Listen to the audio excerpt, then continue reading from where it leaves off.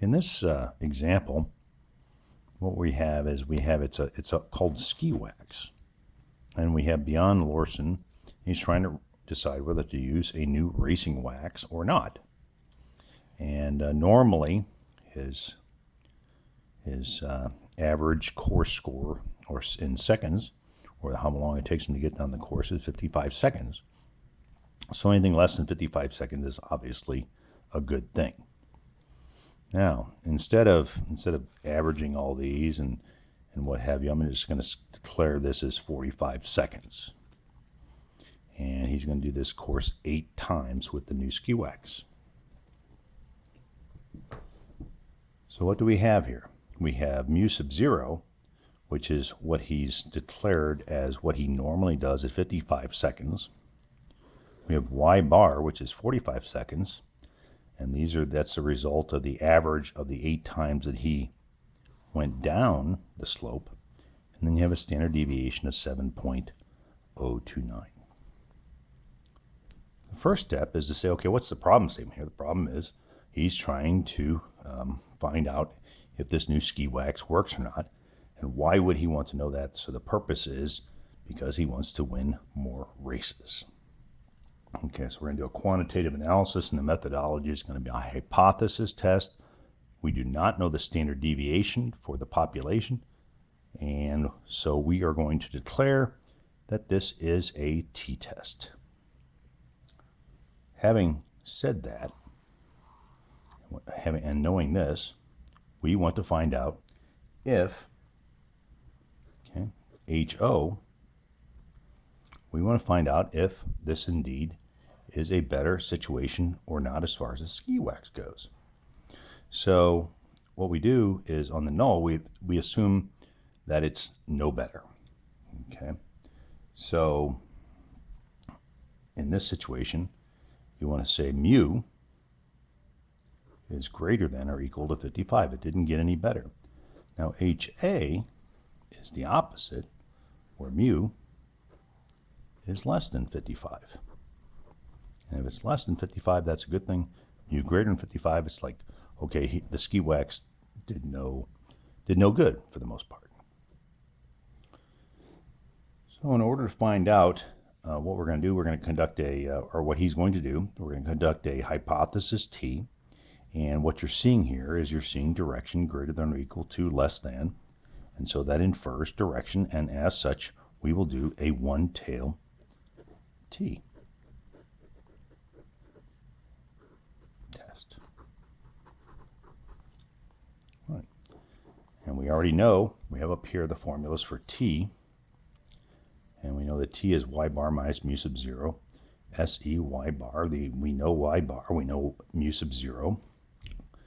And so all we have to do is really calculate is what is the standard error for y bar. So the standard error for y bar, S is 7.029, and the square root of n is 8.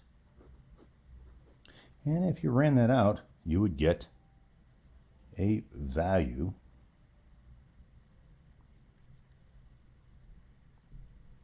of 3.37. So 7.09 divided by the square root of 8 is 3.37.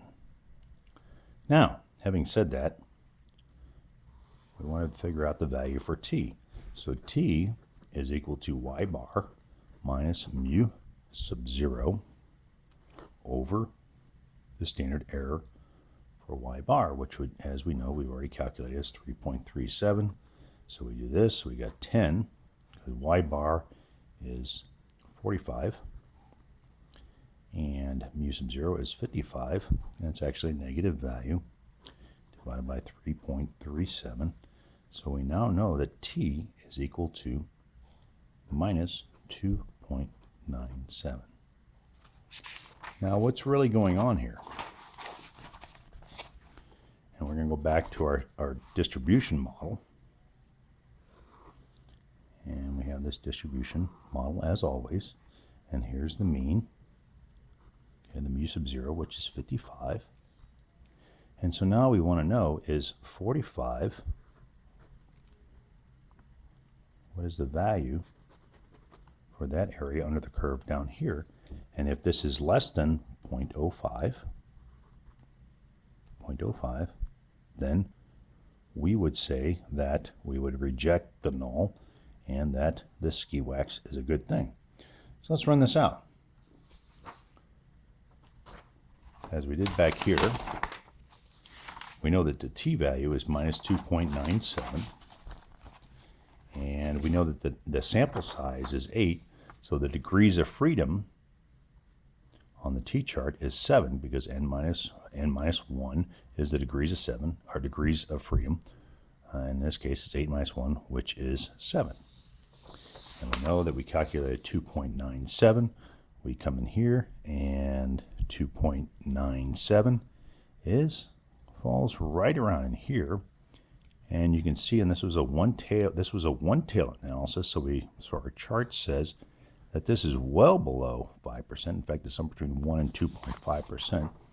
So our p-value for this situation for 45 is the mean, and we're testing against the 55 as the standard at a p.05.